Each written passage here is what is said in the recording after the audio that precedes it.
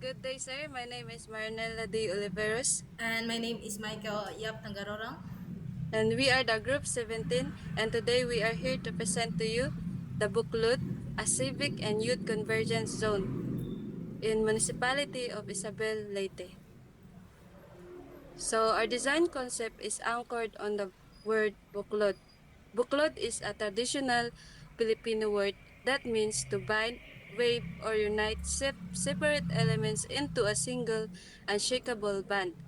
Historically, a buklod is a structural ring, hoop, or tight band, often made of rattan or metal wrapped around loose pieces, such as bamboo columns, or woods wooden band slats to lock them together so they can withstand heavy external pressure without bursting apart. This project represents a unified architectural system in which daily youth culture and civic disaster resilience are woven together under a single continuous parametric group network. So our site location is located in Barangay Mahayag, Isabel, Leyte. The municipality of Isabel Leyte is a coastal municipality located in the province of Leyte within the eastern Visayas region or Region 8 of the Philippines. It is situated on the western side of Leyte Island, facing the Camotes Sea. Isabel is served by essential infrastructure such as road networks, public utilities, and community facilities that supports its population and economic activities. Compared to many rural municipalities in the province, Isabel has a relatively more industrial local economy. So the site selection site the site selected site is has approximately 10,000 square meters was analyzed based on accessibility, surrounding land use, and environmental condition. The site is located within a mixed-use area, making it suitable for municipality-centered development. Observations revealed that the site is underutilized, lacks of defined circulation, and has a potential exposure to flooding. The selected site has an approximate area of 10,000 square meters and is situated within the urban center of Isabel Leyte. It is bounded by a primary road along its northern edges, with a transport terminal located on the northwest side of the site. Then the surrounding context includes residential communities as well as institutional development such as churches and multipurpose facilities. Next is the concept, the design morphology. In the first form is the human concept. So the first is symbolized as a human. The initial concept was inspired by a human interaction and community connections. The intersecting forms symbolize unity, collaborations, and the interlocking relationships between diverse youth cultures within the community. The second form is a geometric dissection. The original symbolic form was simplified and dissected into geometric elements to identify the dominant lines, movement, and spatial directions that would influence the architectural compositions of the project. The third one is the morphological transformations. The rigid geometric lines were transformed into fluid and curvilinear forms to reflect movement and adaptability and environmental responsiveness. These flowing forms also respond to wind behavior and pedestrian circulations within the site. The fourth form is the spatial realizations. The The transform curves were translated into architectural spaces and structural forms, resulting in dynamic roof systems, covered walkways, and interconnected public spaces that strengthen community interaction and spatial identity. And the last one is the central monument. So the final form evolved into a complete architectural compositions integrated with landscape buffers, open spaces, and circulations networks. Three buffers and grid zones were incorporated to enhance environmental comfort, provide protections from noise and heat, and strengthen the connections between built and natural spaces. Next, so these are the two main concepts of facility in our civic park by addressing the community problem. So mostly in the result of survey, the community identifies the absence of youth-centric social welfare spaces, demand for youth hub. The chart indicates that the youth hub engagement is the top priority selected by a significant majority of 81.8% or 18 responses, followed by the second facility, which is the disaster evacuations or emergency spaces, which has 59.1% or 13 responses. And the second one is the lock recreation spaces. The chart indicates that 21 out of 22 respondents, or 95.5%, identify the lack of recreational spaces as the most significant issue facing the community. The data mandates dual life infrastructures that bridges recreations and survival. High localized climate risk. 68.2% of respondents have personally experienced severe flooding and environmental issues directly near the site of Isabalete. The demand safe evacuations. There are at least 59.1% explicitly demanded integrated flood control and drainage systems, while another 59.1% requested emergency evacuation spaces. Next, the social infrastructures. So the questions is what problems do you observe in your community? Check all that apply.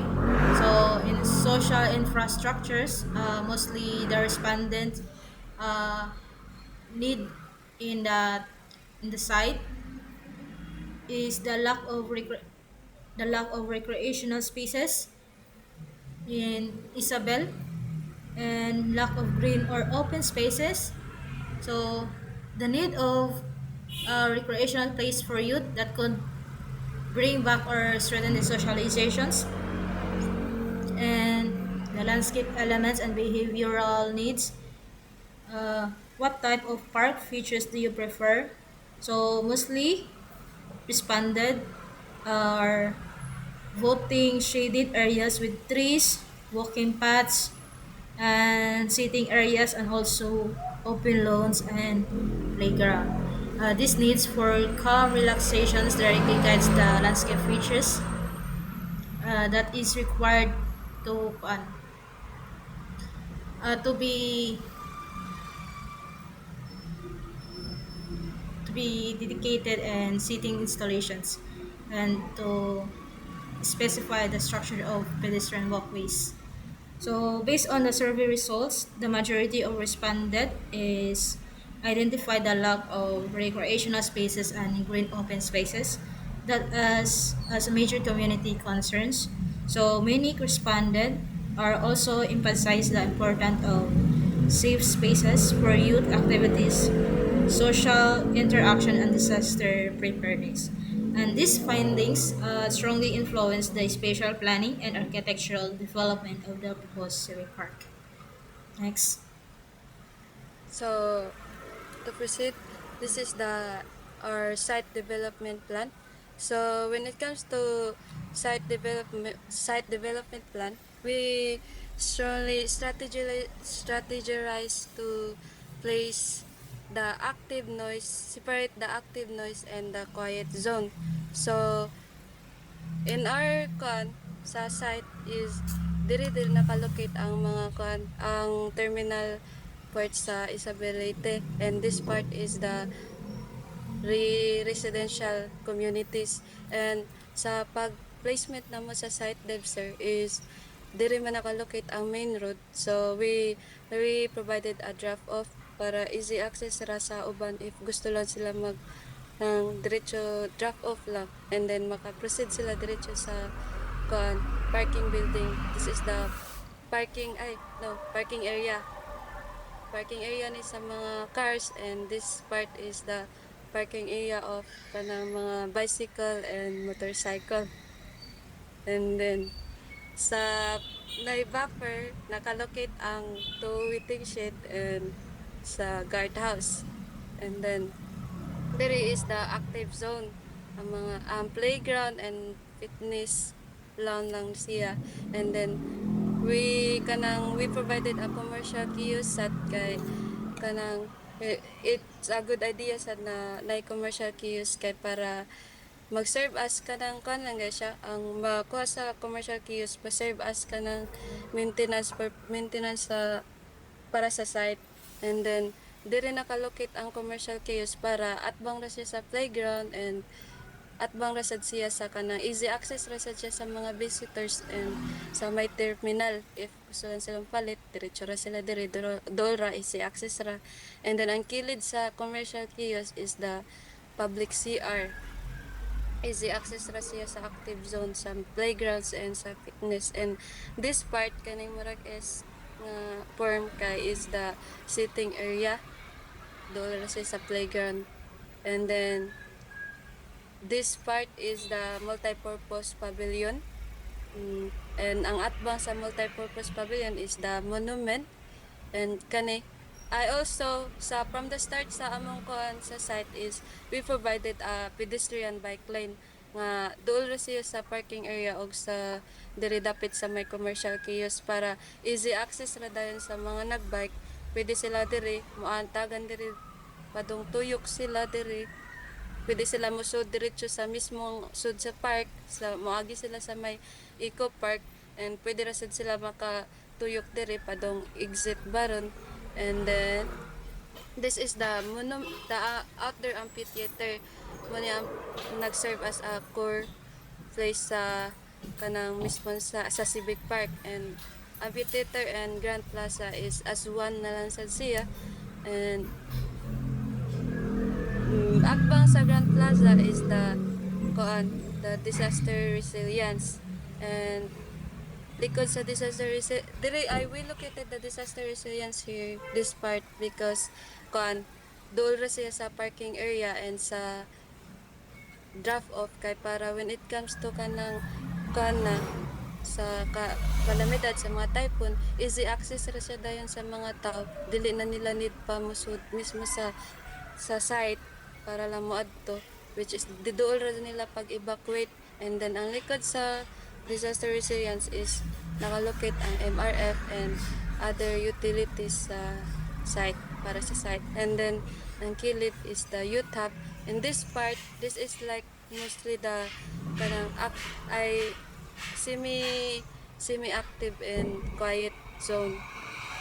This is the youth hub, and this area is the public CR, and this area is also the eco park. And front of the youth hub nakalocate ang walkway, covered walkway, and ang tapat sa covered walkway is the eco park. Easy access ra siya dayon og sa mismo monument og sa multipurpose pavilion. So also the entrance area is nakalocate siya sa mismong front sa may drop off, para ang pagsud sa main entrance, ang makita dayon nila is ang amphitheater and Grand Plaza. Also kita ra sa dayon nila ang kanang monument, kay ang outdoor amphitheater is iyang medyo pa siya pa down siya sa mismong ground sa site. Next is the site development plan call outs. This one, this is the wala lang, we forgot to include the kanang picture of the pedestrian bike lane, sir, but this part is the pedestrian bike lanes dire. Dool siya sa mismong parking area. Patuyok lang siya niyan. Pwede siya masud dire sa Eco Park and mo outside sila dire padong mo exit ani.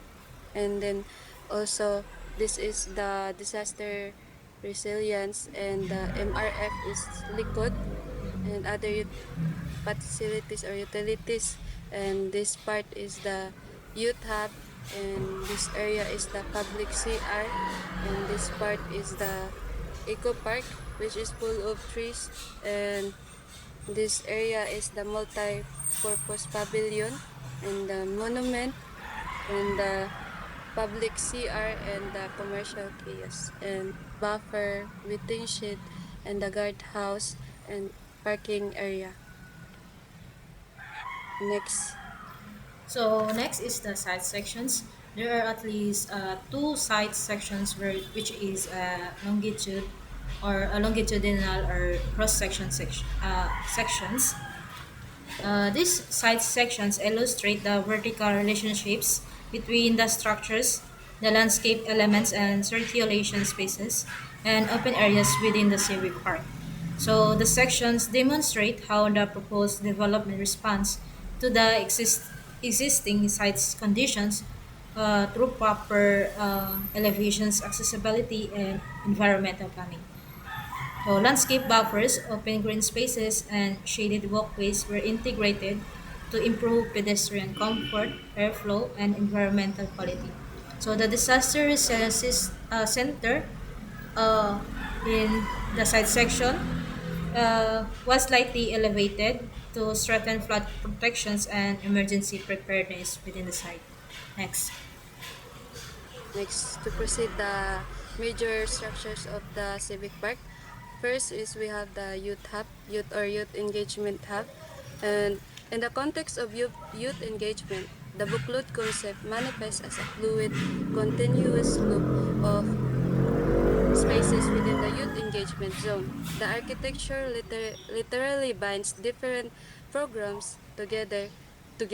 We design an open framework layout where the active social nodes like the coffee station, the collaboration lounge, and skill building spaces seamlessly seamlessly tie into the creative wings such as the art studio and the enclosed art exhibit gallery. It acts as a socio-cultural incubator that brings the youth out of isolation and binds them into a collaborative community, fostering shared ideas and local pride. So, when sa among ground floor plan for the youth hub, here is the location of the main entrance, and I provided a front desk para dili lang mismo ang mga visitors or youth na basta-basta musod lang mismo sa mismong structure. So we provided a front desk, and atbang is a lounge area, and ang kilid sa front desk is the nakalocate ang art studios, and then kilid sa art studios and likod sa front desk is the enclosed art exhibit gallery, and this area is also the admin spaces, and lastly sa likod sa structure is nakalocate ang skill building sa ground floor likod sa ubos likod mismo sa art studio, and this is the public CR and the stairs padong saka sa second floor, and we provided art studio so that the youth can showcase their talents, their arts, express themselves through art, and mas nice man sad na idea if na art studio and art gallery is it can give a new taste sa mga residents sa sa isability cause wala pa sa ingon ani nga structure dito. So I think it's also a good idea if pinaingon ani nga structure sa isability. And next is the second floor. Ang second floor is dili nakalocate ang kuan siya, collaborative area. Well, people na gusto lang, if di sila gusto mo kuan, mo mo sana mo appeal sa art studio or more on drawing na may other persons na ay other tao na mga gusto lang na magchika-chika. So diri sila sa second floor nakalocate, and na coffee station, since coffee station is kanang trend nowadays. Also youth kay addict na sa mga coffee, so we provided a youth coffee station, and diri is the charging station and the study area, quiet zone, and this is the CR. And these are the elevation for the youth hub. The front elevation, then the rear elevation, the right side elevation, and the left side elevation. And these are the youth hub's interior and exterior perspective. So sa exterior perspective, ang atbang sa exterior perspective makita is nakalocate siya sa ang atubangan sa mismong youth structure is ang covered walkways, and ang kilid kay ang eco park and ang public CR. And these are the interior perspective of the art studio of the youth hub and the enclosed art gallery and art gallery exhibit. And these are the interior perspective of the charging station, this one. And this is also the interior perspective of the front desk and the lounge area. And this also is the interior perspective of the collaborative area for the in the second floor. This is the interior part of the interior perspective of the collaborative area located in the second floor.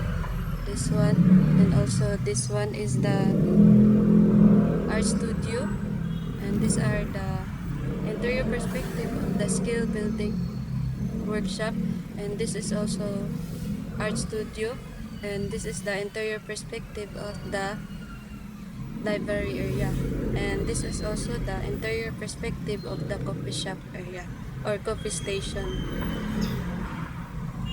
Next is the Civic Resilience Center floor plan. So, this is the ground floor plan of the proposed Civic Resilience Center. The ground floor is designed primarily for emergency response and public accessibility. The main space is the multi-purpose evacuation hall, which serve as a flexible area for communities, activities, and temporary evacuations during disaster. Adjacent to the hall are the first aid room and also the storage, relief goods, toilets, and service spaces to support emergencies operations. So the circulations layout allow efficient movement between public and service area, while the entrance and pathways were designed to ensure accessibility and smooth evacuation flow. The open planning strategy also promotes flexibility and adaptability during emergency situation. So, kaning nga first sa ma-entrance, igsulod ani dia sir is ang evacuation hall, or pwede ra sad siya as uh, uh, purpose as open shelter sa mga PWD o sa senior citizen nga no need na magkuan musaka sa second floor. Next. So the second floor is this second floor is functions mainly as the operational and administrative level during emergencies. It includes the storage, toilets, and also the open shelter sa mga family or kinsa tong mga na appeal po sa mga disaster victims. So the second floor was elevated to improve safety during flooding and to ensure continuous operation during disaster events. That the passive ventilations, louver and window placement were also integrated to enhance airflow and thermal comfort. Next. This is the elevation of our Civic Resilience Center. The first is the front elevation, and the right side are the left side elevation, and the next are the rear elevation and also the right elevations. Next, this is the perspective of our Civic Resilience Center. The man's eye view and also the interior perspective of the disaster.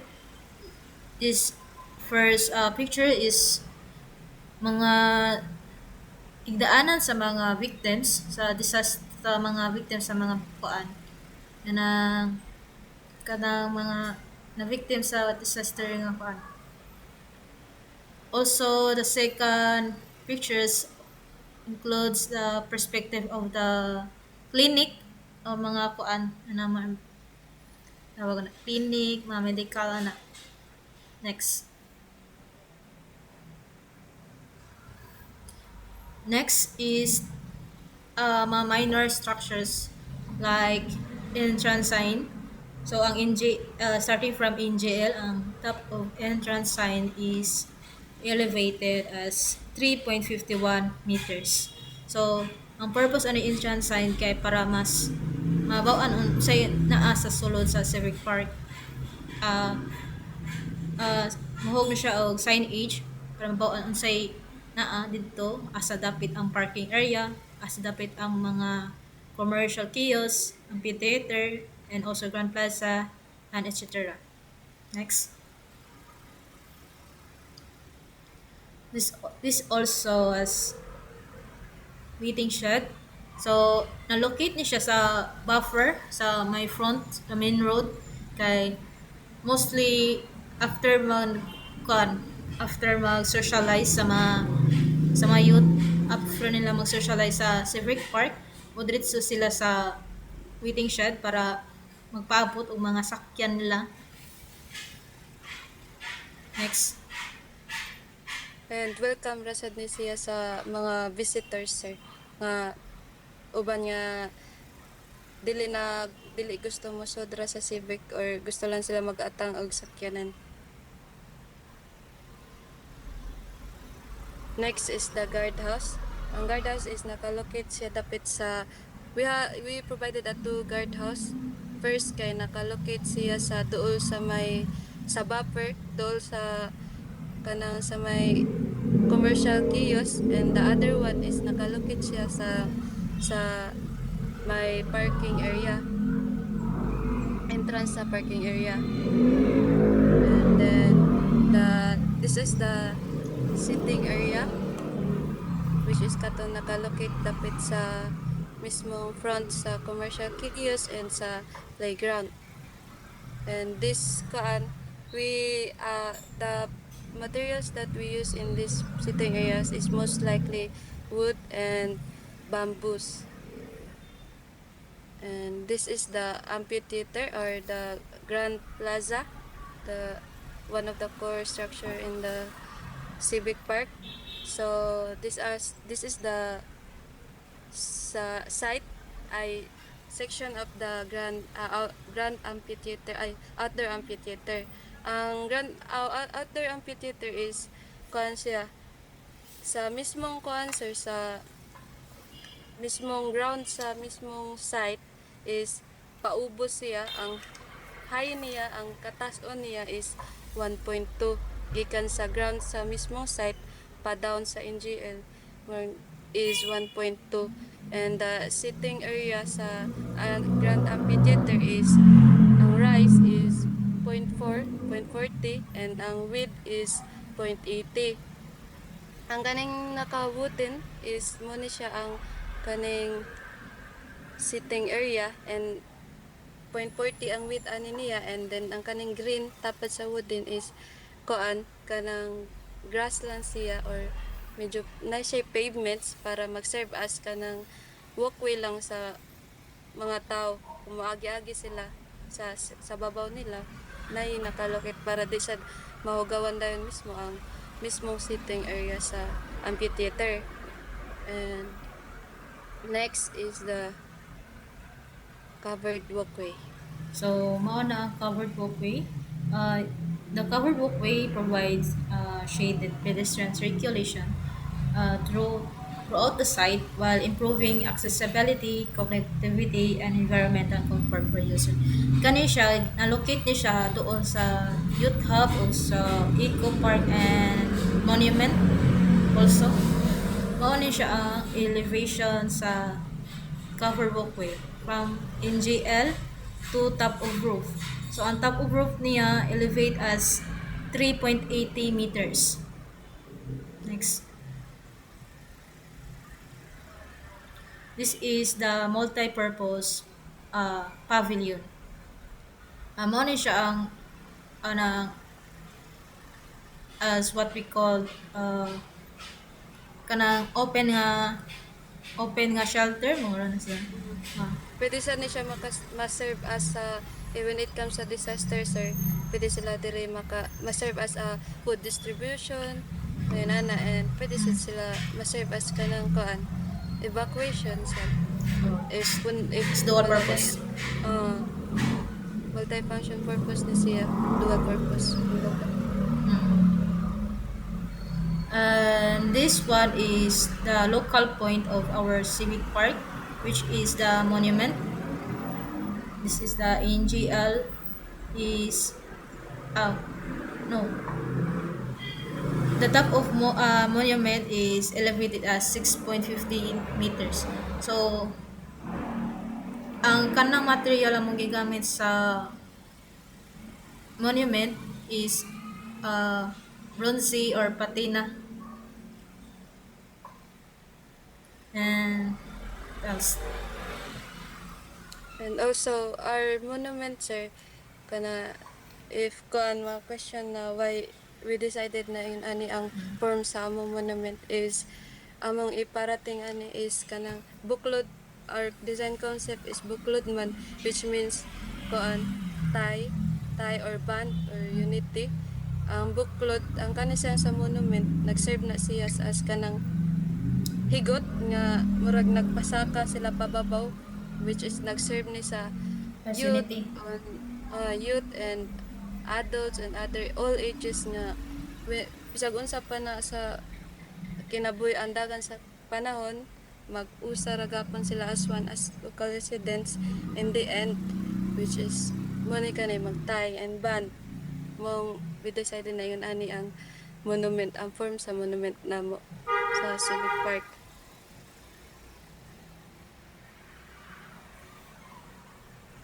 Unsa pa Mike? Next na. Next. Oh. This is the plan of public restroom. This is the ground floor plan. Ang iyahang igsulod ana niya is kuan sink. Yang kilid niya kay mga planting ana nga kuan at bang ang male o ang female. Next. Mao na siya ang elevation sa public restroom. Sa front elevations o ang left side elevations. So,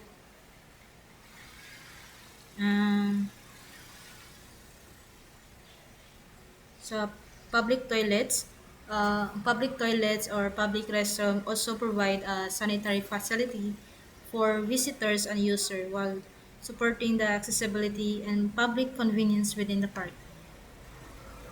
Next. Next is the commercial kiosk.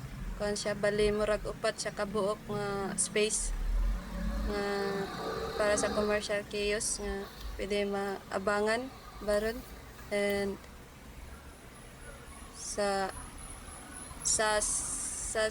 murag sa roof deck niya we provided a kanang kuan kanang mismong sitting area lang jud siya. Mag na, sa roof deck sa mismong commercial kiosk para mahog siya nga kanang tambayan lang gani sa mga tao sir dire if gusto sila mopalit ganahan sila magtambay-tambay dire which is nice sad na siya view kay makita dayon nila ang kanang sa playground og sa mismong site og di lang sa site kundi sa other parts sa Isabelite ma view ra dila dayon ang terminal ang sa pa main road and most likely kuan na siya mura siya mahog nga tambayan lang and gusto sila mag-relax lang sa roof deck sa commercial kiosk kot. And this is the elevations of the commercial kiosk ano siya makita mo ni siya ang katong sa babaw sa roof deck ang katong nice sitting area and the stairs pasaka sa roof deck. And this is the exterior perspective of the commercial kiosk. Naa siya kanang para mag-add og kanang color sa site na makuha gapon ang medyo nature vibes kay nag-provide mi og kanang planting sa may roof deck nga kanang mura lang siya pinabitay nga plants. Ano na siya sir. Most likely ang color lang niya sa exterior kay is more on wood panel o kanang beige color para makuan gapon siya pasok gapon siya sa kanang theme or sa concept sa site or sa Civic. And this is the playground and eco park. Playground is atbang ra siya sa kanang commercial kiosk sir and dool ra sad siya sa Grand Plaza and Amphitheater and public CR. And this is also the eco park which is katong pinakalikod sa area sa site which is dool sa may youth hub and sa may multi-purpose building or multi-purpose pavilion. Dari pwede sila makalaka-laka dari more on nature lang siya, more on trees jud ang makita dire and medyo open lang sila para pwede sad sila maka picnic dire and tambay ka live bench tambay para sitting and pwede sad makasud access ra dayon ang mga bike lanes o ang mga gusto mag more on running or jogging and walk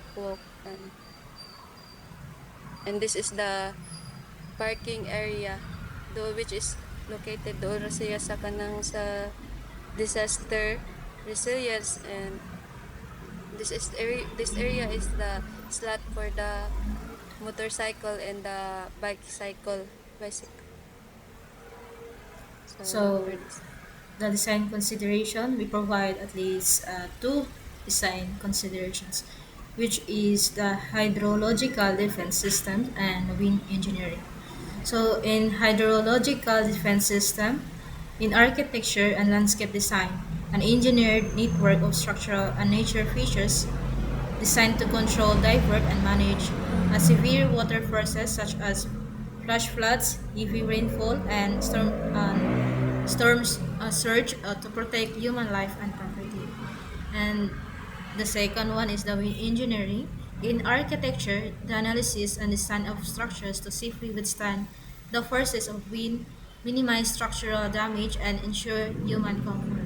For coastal, typhoon-prone areas like Leyte, wind engineering means shaping a building so that a violent storm slide over and around it rather than ripping it apart. Summary of the project. BUKLOD is a data-driven civic park and adaptive pavilion design located in Barangay Mahayag, Isabelite. The project directly responded to a parallel crisis identified within the community, a severe lack of safe social spaces for the local youth running alongside high exposure to coastal flooding and tropical typhoons. Instead of creating a conventional single-use public park, BUKLOD introduced a dual dual life architecture framework. So, in summary, the proposed civic park for the municipality of Isabeliti is designed as a multifunctional and resilient public spaces that address the community's social, environmental, and disaster-related needs.